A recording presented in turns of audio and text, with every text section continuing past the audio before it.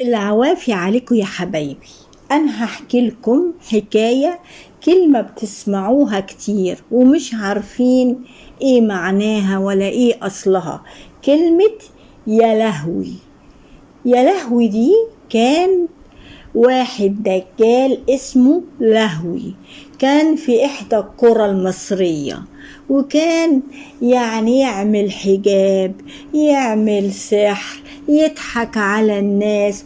كل اللي عنده مشكلة ولا عايز حد يحلله مشكلة يجري ويقول يا لهوي الحقني.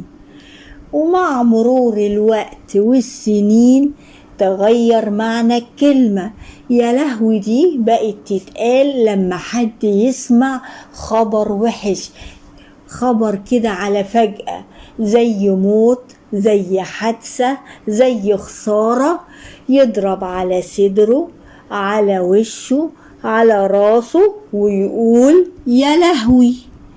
وإن عجبتكم حكايتنا ما تنسوناش في اللايك والشير، وتمسوا بالخير يا حبايبي.